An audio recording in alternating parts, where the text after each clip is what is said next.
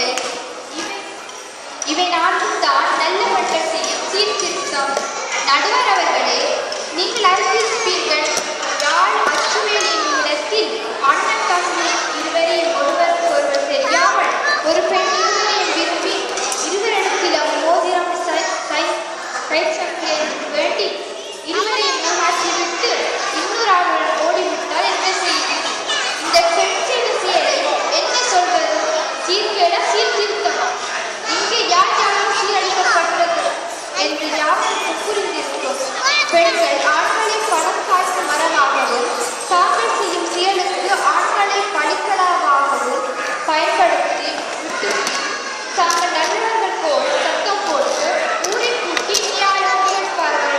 நடுவர் அவர்களே, இந்த பூமியில் பெண்களும் கண்ணீர் பெரிய வைத்தியாராகவும் ஆண்களுக்கு தண்ணீர் பனி நீராகவும் மாறியிருக்கும். என்ன செய்வது? பனி தண்ணீர் சூரியனை கண்டவுடன் மறைந்துவிடும்.